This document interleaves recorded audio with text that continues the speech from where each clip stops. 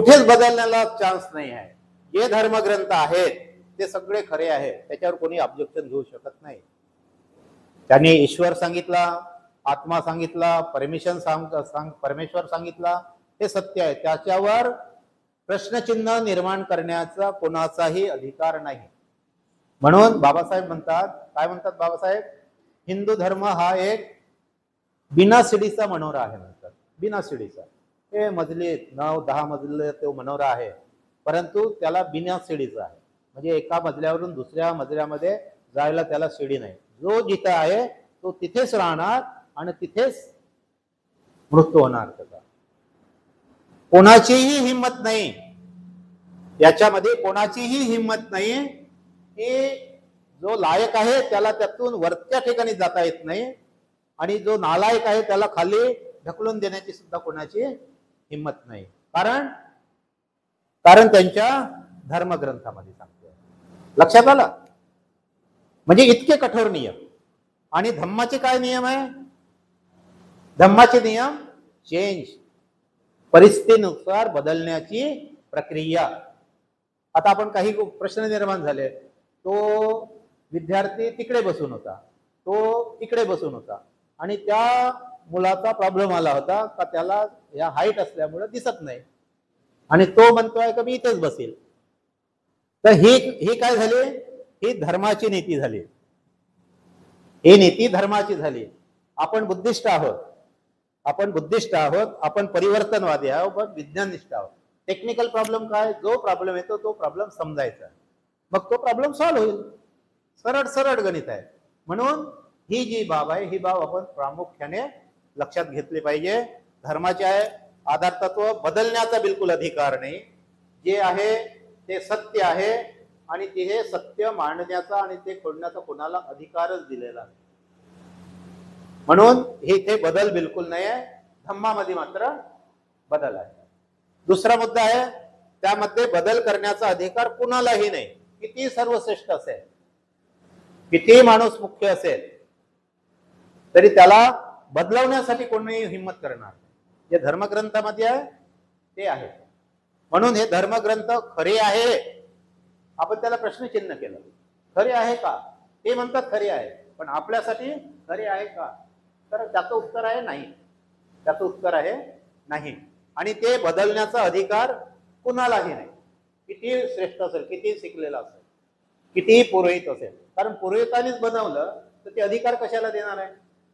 म्हणून हा जो आधार तत्व जे आहेत धर्माचे ते अशा प्रकारचे आहे. आणि त्याच्या उलट म्हणजे बुद्ध धम्म आणि धर्म एकदम विरोधाभास आहे. 36 एकदम विरोधाभास आहे. आणि म्हणून हा संघर्ष त्या देशामध्ये चालू आहे.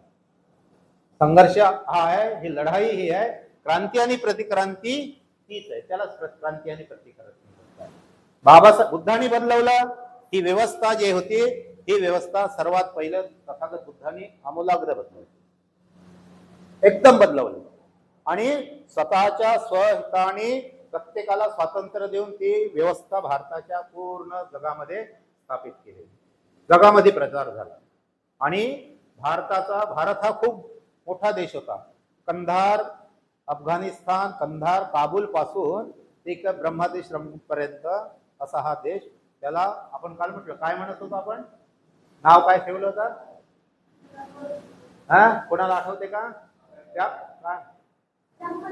हा, जम्मूद्वीप. त्याचं नाव होतं जम्मूद्वीप, आहे ना.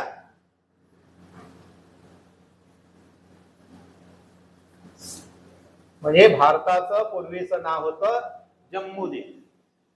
जम्मूद्वीप म्हणजे आपल्या ह्या प्रदेशामध्ये जांभळांचा प्रदेश होता, म्हणून त्याला जम्मूद्वीप म्हणायचं. आता हे झाडं दिसते ना आपल्याला, आता फळांचा राजा आंबा म्हणतो, परंतु त्यावेळेस जांभळाचा प्रदेश होता ह्या जांभळाचा, म्हणून त्याला जम्मूद्वीप म्हणायचं. तर त्यावेळेस या सर्व पट्ट्यामध्ये फक्त जांभळीचे झाडं राहायचे जास्तीत जास्त, म्हणून त्याला जम्मूद्वीप असं नाव पडलं. आणि म्हणून हा जम्मूद्वीप हा प्रदेश आहे. त्यावेळेस हा बुद्धाच्या विचार आणि पूर्ण एकसंघ होता. हा दुसरा मुद्दा, पण त्यामध्ये कोणालाच बदल करण्याचा अधिकार याच्यामध्ये नाही. किती मोठा व्यक्ती असेल तरी, पुरोहित असेल, आणखी कोणी असेल, शंकराचार्य असेल, त्यांनीच नियम बनवले, ते बदलणार कसे? कारण जे नियम बनवले ते याच्यामध्ये धम्मामधील धर्मातील फरक राहणार नाही, म्हणून त्यांनी हे बदल करण्याचा अधिकार कुणालाच दिला नाही. याच्यामध्ये मनुष्य स्वतंत्र दिलेला आहे. परमात्माला स्थान नाही, आत्मा परमात्माला स्थान बिलकुल नाही. म्हणजे हा विरोधाभास जो आहे धर्म आणि धम्मामध्ये, हा मुळात आपल्याला समजायचा. आणि हे बेसिक समजलं आपल्याला, हे आपल्याला बेसिक समजलं तर धम्म मग आपल्याला धम्म समजणं खूप सोपं जाते. मग अनेक प्रश्न आपल्या माइंडमध्ये ते उपस्थितच होणार नाही. आणि आपल्या माइंडमध्ये प्रश्न तयार जर झाले तर त्याचं उत्तर सुद्धा आपल्यालाच मिळेल. अरे नाही, हे तर कालबाह्य आहे, हे बाजूला गेलं, हे आपल्या कामाचं नाही, म्हणून आपण प्रत्येक प्रश्न करणार करतो. तर हे समजणं फार गरजेचं आहे. आता दुसरा मुद्दा इथे, मनुष्य मृत्यूनंतर काय होते याबद्दल काही लेनदेन नाही. आता बघा, हा मुद्दा आला, कालचा प्रश्न होता कोणाचा तरी, आणि हा जो भाग आहे हा पूर्ण भारतामध्ये हिंदू धर्मामध्ये तर आहे, या धर्मामध्ये इथे तर आहेच आहे, परंतु बुद्ध धम्मामध्ये सुद्धा याच्यावर खूप चर्चा होते. माणसाच्या मृत्यूनंतर काय होते, माणसाच्या मृत्यूनंतर माणसाचं काय होतं. आणि बाबासाहेब स्पष्ट सांगतात, बुद्धाने त्याच्यावर सांगितलं मृत्यू कसा होते आणि माणसाचं विघटन कसं होते. आपण त्याच्यावर चर्चा करूया, परंतु बाबासाहेबांनी हे सांगितलं, बाबासाहेबांनी हे सांगितलं की मृत्यूनंतर माणसाचं काय होते आपल्याला त्याचं काहीही देणं घेणं नाही. असे प्रश्नावर आपण ऊर्जा घालायची नाही. कारण ज्या आपले प्रश्न, जे विचार, जे प्रश्न आपल्या कल्याणकारी आहेत, आपल्या कामाचे आहेत, ज्या प्रश्नांनी आपली प्रगती होऊ शकते, तर अशा प्रश्नामध्ये आपण ऊर्जा टाकायची आणि अशा प्रश्नावर आपण जास्त उद्गत घालायची नाही. परंतु बुद्धा धम्मामध्ये सुद्धा धर्म मानणारे लोक आहेत, नाकारलं आणि बाबासाहेबांनी नाकारलं, आणि इतर संत महापुरुषाच्या चळवळीने ते सुद्धा नाकारलं.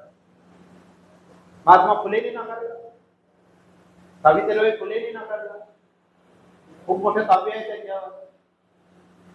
म्हणजे प्रकार जर बाबासाहेबांच्या पूर्वी जर वार कोणी केली असेल, या व्यवस्थेवर खडका मारल्या असेल, तर ते ज्योतिबा फुले, सावित्रीबाई फुले, खूप मोठ्या प्रमाणात. म्हणून त्यांना तो धर्म चेंज करायचा होता. मोठ्या मोठ्या कविता लिहिल्या, आपण तिकडे त्याच्या जाऊ नये, आपण तो सब्जेक्ट, आपण आपला विषय समजणं हे फार गरज आहे.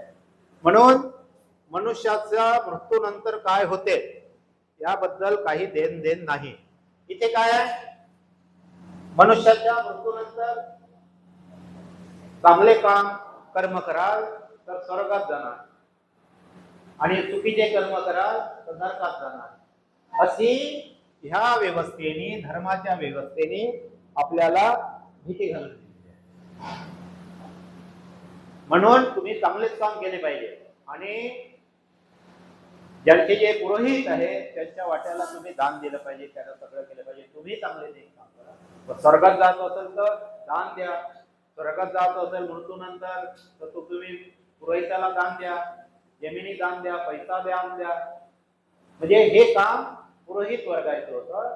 त्याच्यामुळं यांनी या ठिकाणी तो क्लास कंटिन्यू केलेला आहे. म्हणून तुम्हाला मृत्यू, आणि याच्या विरोधात, या क्लासच्या विरोधाभास तो आहे. आणि म्हणून मनुष्य मृत्यूनंतर काय होते बाबासाहेबांचं स्पष्ट म्हणणं आहे. आणि बुद्धाचं काय म्हणणं आहे, बुद्धाचंही तेच म्हणणं आहे. आता आपण याच्यावर डिटेल्स बघूया, कारण तुम्हाला समजलं पाहिजे. डिटेल्स म्हणजे खूप चर्चा करायची नाही आहे, परंतु तुम्हाला समजलं पाहिजे मृत्यूनंतर काय, कुठं जाते आपल्याला. म्हणजे ज्या 4 महाभूतापासून, महाभूत म्हटलंय बोल, घटकापासून, हो ठीक आहे, 4 घटकापासून शरीर बनते. माणसाचं शरीर, आपण हा जो दुसरा मुद्दा आहे मृत्यूनंतर काय होते ते पाहायचं आहे. हे जे या घटकापासून माणसाचं शरीर बनते, हे माणसाचं शरीर आहे ना. शरीरामध्ये काय आहे? उष्णता आहे. पृथ्वी हा धातू घटक आहे. पृथ्वी म्हणजे तुमच्या रोज मळ येते, आपण म्हणतो का शरीरावर म्हणजे दष्ट मिळाले बा, गागरा आला बा, हा, ते नाही आहे. तुमच्या पेशी ज्या आहे रोज डेव्हलप होते आणि रोज मरतात.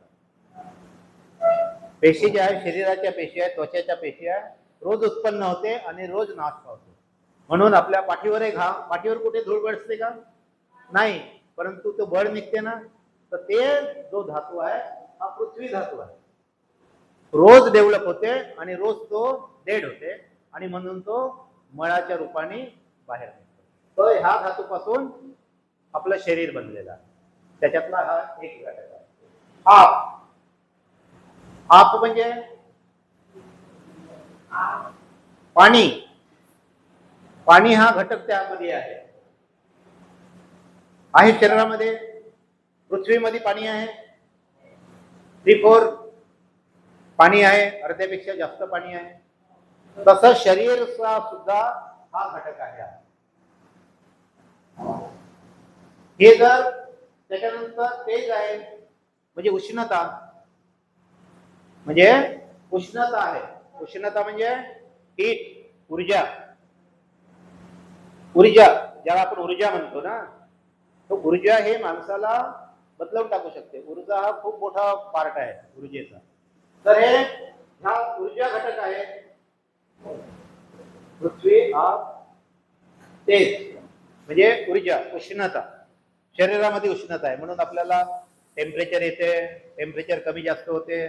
टेम्परेचर वाढलं तर शरीर घालून जाते. म्हणून हे जे घटक आहे हे घटक सुद्धा शरीरामध्ये कॉमन याच्यामध्ये पाहिजे. ज्याचे पर्सेंटेज ठरलेले आहे त्या पर्सेंटेज मध्ये हे घटक शरीरामध्ये पाहिजे. आणि वायू घटक आहे, हवा. म्हणजे हे 4 घटक आपल्या शरीर, या 4 घटकांनी शरीर बनलेलं आहे. याच्यातला एक घटक जरी मायनस झाला, कोणताही घटक जरी मायनस झाला तर माणसाचा डेड होतो, मृत्यू होतो. माणसाचा मृत्यू होतो. कोणताही घटक. आपण दवाखान्यात जातो, आपल्या शरीरामधलं काही पर्सेंटेज जर बिघडलं, ताप आला म्हणजे उष्णता वाढली म्हणजे दवाखान्यात जातो. डॉक्टर काय करते? तुम्हाला हे पर्सेंटेज जे आहे कायम झालेलं ते न्यूट्रल करते. टेम्परेचर किती पाहिजे? 93 पर्यंत अंश सेल्सिअस, 92 पर्यंत, इथपर्यंत माणसाचं. परंतु जास्त वाढलं तर माणसाला हलवून टाकते. तर ह्या ज्या बाबी आहेत, तर हे घटक मृत्यू होतं म्हणजे काय होतं? याच्यातला एक घटक मायनस होतो. हे समजून घ्या. मग पुन्हा तुमच्या कालचा प्रश्न होता, तर मी म्हटलं उद्या क्लासमध्ये घेऊ आपण. हा, कोणाचा प्रश्न होता की माणसाचं मृत्यूनंतर काय होतं? हा ठीक आहे. मृत्यूनंतर काय होते? तर मृत्यूनंतर माणसाचा विघटन जेव्हा होते, बुद्ध काय म्हणतात, तथागत काय म्हणतात, ह्या सृष्टीमधला कोणताही घटक नष्ट होत नाही. आता हे प्लास्टिक आहे किंवा ह्या टेबल आहे, हा टेबल बनला, परंतु कशातून बनला? लाकडाचा किंवा लोखंडाचा बनला. तर हे लाकूड लोखंड पृथ्वीच्या बाहेरून आणलं का? पृथ्वीमध्येच होतं, निसर्गामध्येच होतं. त्याला लाकडाला कापलं, त्याला आकार दिला, त्याचा टेबल बनवला. म्हणजे ते परिवर्तन, लाकडातून परिवर्तन झालं म्हणून हा टेबल बनला. लोखंड आहे, लोखंड कुठे आहे? लोखंड पृथ्वीमध्ये आहे. पृथ्वीमध्ये आहे. त्या अनेक टन माती. आता हे बघा, कारखाने वगैरे जे आहेत ना, त्या कारखान्यामध्ये मोठ्या ट्रकच्या प्रमाणात गोटे आणि माती जाते. ज्याच्यामध्ये आयरन जास्त असते ते माती कारखान्यात जाते. जसे आता सुरजागड वगैरे गडचिरोलीच्या जिल्ह्याचा भाग आहे ना, तिथे खूप मोठ्या प्रमाणात खनिज आहे आणि ते खनिज तिथून उत्खनन करणं चालू आहे. मागच्या काही वेळेस त्याचे आंदोलन वगैरे खूप मोठ्या प्रमाणात झालं होतं.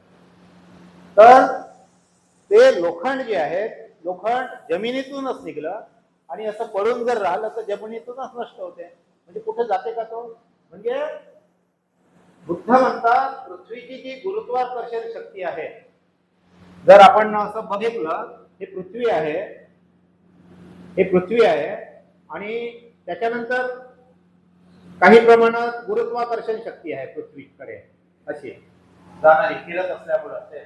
म्हणजे आपण कसं कोणतं उदाहरण घेऊ, एखादी मोठं गाडी गेली, ट्रक गेला तर काय होते, ट्रक गेल्यानंतर त्याच्या पाठीमागे उभं जर राहिलं तर वेगात गेला तर हवा येते आणि ती आपल्याला हवा लागते. म्हणजे तो ट्रक आजूबाजूच्या काही फुटावरची हवा जो आहे आकर्षण करते, गुरुत्वाकर्षण म्हणजे ओढते. जसं आपण दुसरं उदाहरण घेऊ, आपल्याकडे गॅस, सगळ्यांना माहित आहे गॅसच्या सिलेंडरला पाठीमागे असे 2 होल राहते आणि नोझल मधून गॅस जाते. तर त्या नोझलला गॅस या दोन्ही छिद्रामधून गॅस जाते अंदर, तेव्हा ते ओढल्या जाते आणि म्हणून हवा आणि गॅस यांचं मिलन होते आणि मग ती गॅस जळते. म्हणजे अशा प्रकारचं ज्या गोष्टी ह्या सृष्टीमध्ये घडतात त्या गोष्टी याच्यामध्ये, म्हणून ह्या गुरुत्वाकर्षणच्या शक्ती याच्यामधून कोणतीच गोष्ट पृथ्वीमधून नष्ट होत नाही, परिवर्तन होते. मातीचे कण एकत्र केले म्हणून लोखंड झालं, लोखंडाला मातीत टाकलं, जंग लागला म्हणून ते मातीत नाही टाकलं, म्हणजे नष्ट झालं का ते. म्हणून तथागत बुद्धाने आपल्यावर ही जबाबदारी दिली का तुम्ही काही चिंता करू नका, तुम्ही चिंताच करू नका काय होते ते मृत्यूनंतर. माणसाचं या सृष्टीमध्ये विलीन होते. हे प्रत्येक घटक पृथ्वी धातू मध्ये जाते, आप धातू तिथे विलीन होतो, जल धातू तेज आहे उष्णतेमध्ये विलीन होते आणि वायू धातू हवेमध्ये जाते. तो धातू नष्ट होत नाही. पुनर्जन्म कशाला म्हटलेला आहे आता समजायचा आहे. तो धातू या पृथ्वीतून नष्ट झाला का, आपण लोखंडाचं उदाहरण घेतलं, टेबलचं उदाहरण घेतलं, परिवर्तित झालं.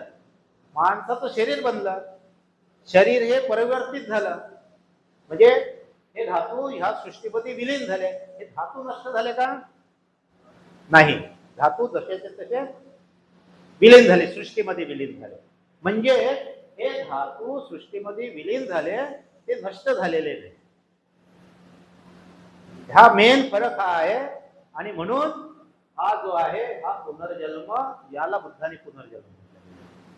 म्हणजे हे धातू पुन्हा कुठेतरी ते येईल, पण कुठे येईल याची गॅरंटी नाही. मग आपल्याला सांगते आज 4 धामला माणूस मेल्यानंतर म्हणजे गंगेला अस्थी न्या, विसर्जित करा, 4 धामला अस्थी न्या वगैरे सांगतात, आपले भंतेजी सांगतात. आता त्या दिवशी उरल्याला एक सामाजिक कार्यकर्ते ठमके साहेब बनत होते, भंतेजीनं सांगितलं ह्या 4 धातू 4 याच्यावर घेऊन गेलं पाहिजे आपण धामावर, अस्थी ह्या 4 धामावर घेऊन गेल्या पाहिजे आणि यांचा कोण जन्म होईलच. म्हणजे कन्फ्युजन इतक्या मोठ्या प्रमाणात आहे. एक सर्वश्रेष्ठ ज्यांना आदर्श मानले जाते असा हाही भिक्खू पुनर्जन्म अशा प्रकारे सांगतोय.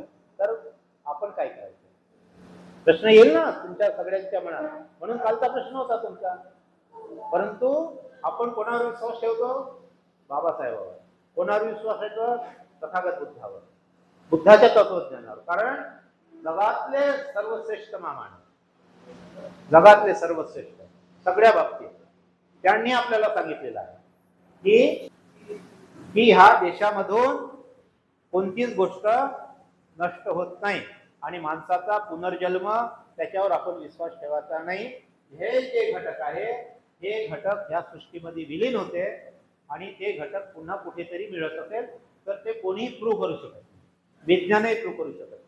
मग पुनर्जन्म कशाचा, कुठून आला पुनर्जन्म? समजा उदाहरणार्थ आपण एक उदाहरण घेऊया. आता हे एक भांड आहे, हा 20 लिटर पाणी आहे, 20 लिटर पाणी आहे, पाण्यानं हे भांड भरलेलं आहे असं 20 लिटर पाणी. आणि त्याच्यात आपण 1 लिटर पाणी पुन्हा ऍड केलं, 1 लिटर, 1 लिटर पाणी ऍड केलं वरून. तर तुम्ही कोणीतरी हे ऍड केलेलं 1 लिटर पाणी जे आहे या 20 लिटर मध्ये मिळाल्यानंतर हे 21 झालं, तर हे 1 लिटरचं पाणी कोणीतरी याच्यातून वेगळं करू शकते का? करू शकेल का? मग ते पाणी वेगळं करू शकत नसेल, करू शकत नाही. तर जे पाणी 20 लिटर मध्ये 1 लिटर पाणी टाकलं आणि ते वेगळं करू शकत नसेल, तसं तेच पाणी, त्याच पाण्याचा बुंद, त्याचेच ते पार्टिकल त्या पाण्याचे एक हे वेगळं करू शकत जर नसेल, तर मग एवढ्या मोठ्या सृष्टीमध्ये हे धातू विलीन जर झाले, तर कोणती अशी शक्ती आहे का त्यास याला घेऊन मग त्याचा पुनर्जन्म होईल? म्हणून बुद्धाने एवढंच म्हटलं का पुनर्जन्म, बाबासाहेबांनी बुद्ध आणि धम्मामध्ये पुनर्जन्म कशाचा आणि कुणाचा, तर पुनर्जन्म ह्या ज्या गोष्टी आहेत ह्या पृथ्वीवरून नष्ट होत नाही, ह्या गोष्टी पुन्हा कुठेतरी मिळेल, कुठेतरी मिळेल, माहित नाही आम्हाला. म्हणून बाबासाहेबांना म्हणतात की हा जो मृत्यू आहे मनुष्याचा, हा मृत्यू माणसाचं मेल्यानंतर काय होते त्याच्यावर ऊर्जा टाकायची गरज नाही. कारण आपल्या निरर्थक आपल्या आयुष्याचा एक एक क्षण महत्वाचा आहे, तो क्षण टिकून जातो विनाकारण जातो, कारण त्याच्यामधून फायदा काहीच नाही. आणि असे मनामध्ये प्रश्न जर झाले जे आपल्या फायद्याचे नाही आहे, तर अशा प्रश्नाला जास्त डिस्कशन आणि चर्चा करायची गरज नाही. लक्षात आलं आता? म्हणजे मनुष्याच्या पुनर्जन्मावर लक्षात आलं. पुनर्जन्म कसा होता म्हणजे त्याच्यावर चर्चाही करायची गरज नाही, वादही करायची गरज नाही, तुम्ही तुमचं. परंतु इथे सांगितलेलं आहे त्यांनी धर्मामध्ये सांगितलेलं आहे, तो धर्म आहे, तो चमत्कारिक आहे, तो ईश्वरला मानतो. मग तो म्हणत असेल तर ईश्वर पाठवतो त्या माणसाला, आणि तो पुरोहित असल्यामुळे त्यांचे म्हणजे त्याची काय म्हणते त्याला खायसाठी आणि याच्यासाठी दक्षिणा मिळत असल्यामुळे ते लोकांना सांगतोय. आणि तो अज्ञानामुळं तो मनुष्य, धर्माचा मनुष्य अज्ञानामुळे ते स्वीकारतोय. मग आम्ही अज्ञानी आहोत का? आम्ही तर प्रज्ञावान आहोत. आम्हाला प्रज्ञावान बनायचं आहे, आम्हाला विज्ञाननिष्ठ वर्ता पाडायचे आहे, विज्ञाननिष्ठ आपल्याला व्हायचं आहे. तर आपल्याला अशा बाबीवर उलझायचं नाही. पुनर्जन्मावर येतात, पुनर्जन्म बुद्धाने आता स्पष्ट सांगितलेला आहे. लक्षात आलं? आता त्याच्यानंतर आपण दुसऱ्या मुद्द्याकडे जाऊया. क्रमिक असमानता. आता क्रमिक असमानता कोणती? जी जाती व्यवस्था जी आहे त्या जाती व्यवस्थेला क्रमिक असमानता म्हटलं. क्रमिक कारण असे क्रमवार उच्च नीच जे आहेत त्या व्यवस्थेला क्रमिक असमानता म्हटलेलं आहे. म्हणजे ब्राह्मण, क्षत्रिय, वैश्य, शूद्र आणि अतिशूद्र. बाबासाहेब कोणत्या त्या असमानतेच्या जाती व्यवस्थेमध्ये जन्माला आले होते? शूद्रामध्ये, अतिशूद्रामध्ये. शूद्र तर ओबीसीला म्हटलं गेलेलं आहे, शूद्र ओबीसीला म्हटलं गेलेलं आहे. हा बोल. त्या क्रमिक असमतेच्या नावावर इतके पाठ केलेले आहे की हालच्या माणसाला प्रत्येकाला वाटते म्हणजे आधी जाती किती? 340, 360, 3000 त्या वर जाती. आणि प्रत्येक जातीला असा नियम केला तू त्यांच्यावरती, तू त्यांच्यावरती, तू त्यांच्यावरती. म्हणजे प्रत्येकाला असं वाटतं की आपण तर वर आहोत, आपण तर श्रेष्ठ आहोत. ओबीसीच्या घटकाला असं वाटतं आम्ही तर श्रेष्ठ आहोत, मग आम्हाला काय गरज आहे संघर्ष करायची. आणि अशा प्रकारे त्यांना त्यांची मानसिकता गुलाम बनवली. म्हणून तो संघर्ष करायला तयार आहे, तो संघर्ष करायला सामोरे येत नाही, तो क्रांती आणि प्रतिक्रांतीच्या वेळात लटकत नाही आणि तो पडत नाही. आणि ही सगळी जबाबदारी म्हणून आपल्यावर येऊन पडते, इथल्या बौद्धावर येऊन पडते. जो बुद्धिस्ट आहे त्याच्यावर येऊन पडते. कारण बुद्धाने तुम्हाला संघर्ष सांगितलेला आहे, अमानवीयतेच्या विरोधात लढायला शिकवलेला आहे. आणि म्हणून आपली जबाबदारी जास्त आहे. आपल्यावर जर अन्याय होत असेल तर अन्यायाच्या विरोधात आपण आवाज उठवलाच पाहिजे. हे बाबासाहेबांनी सांगितलेलं आहे.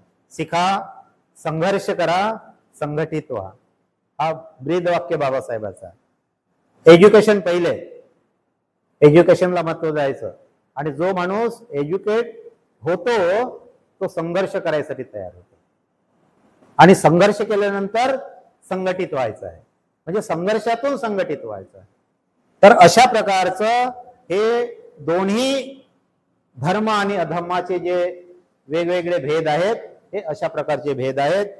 म्हणून इथे क्रमिक असमानता जे झालेले आहेत यांचा बेसिक आधार आहे यांचा क्रमिक, आणि या क्रमिक असमानतेमुळं हा वर्ग जो आहे हा टिकून आहे. आज हिंदू धर्माचा आहे, मुस्लिमामध्ये बघा ना, मुस्लिम धर्मामध्ये काय होतंय, म्हणजे अजूनही उच्च मुस्लिमांच्या मस्जिद ह्या वेगळ्या आहेत आणि जो आपल्या परिवर्तित झालेला मुस्लिम आहे त्यांच्या मस्जिदी वेगळ्या आहेत, त्यांचे रिलेशन एकमेकांसोबत होते. धर्म तर एक आहे, धर्म एक आहे ना मुस्लिम धर्म, मग रिलेशन होते का?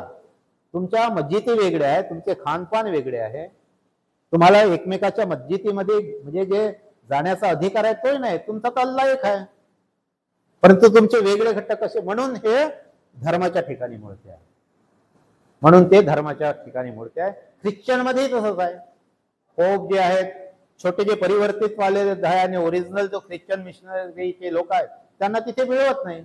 शीख धर्मामध्ये तेच आहे, शीख धर्मामध्ये तेच आहे, जे अनेक चर्मकार आहेत शीख धर्मामध्ये, परंतु ओरिजिनल त्याचे जातीयता होते त्यांच्यामध्ये वरच्या लेवलवर मिळू देत नाही. म्हणजे अजूनही ते मिळाले, म्हणून बौद्धांमध्ये जाती नष्ट करायच्या. आणि म्हणून आपल्याला येणाऱ्या जनगणनेमध्ये खूप आपल्यामध्ये वाद चालू आहे, तर बौद्ध हा रकाण्यामध्ये बौद्ध लिहायचा आहे, जनगणनेमध्ये बौद्ध लिहायचं.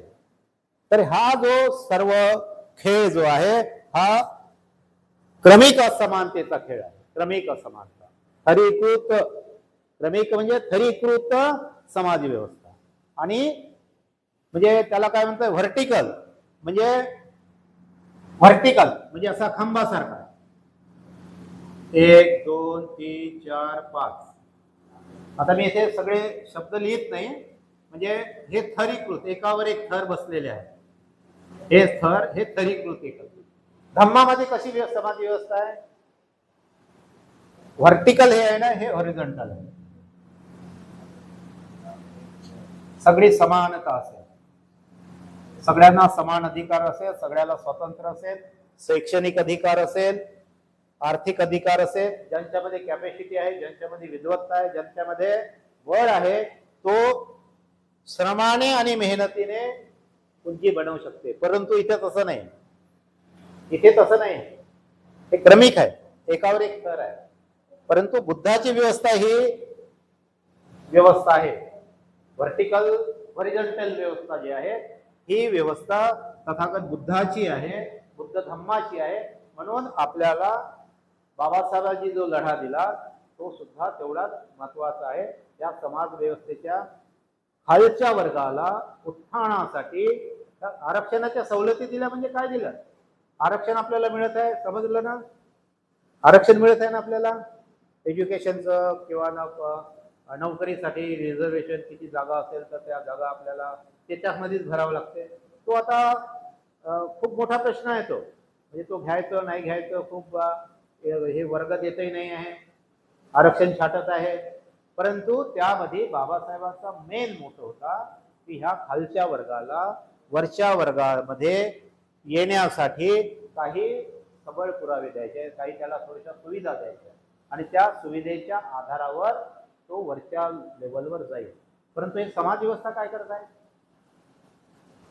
बाबासाहेबांनी संविधान लिहिल्यानंतर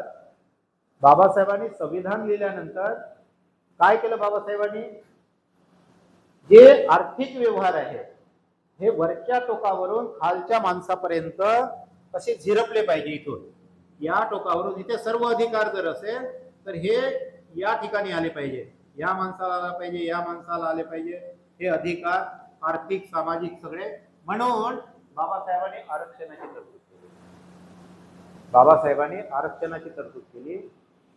आपल्या देशामधले जे नवरत्न कंपन्या आहेत, नवरत्न कंपन्या म्हणजे पेट्रोलियम आहे, सिमेंट म्हणजे पेट्रोलियम आहे, डिफेन्स आहे, रेल्वे आहे, बँका आहे, कोळसा आहे.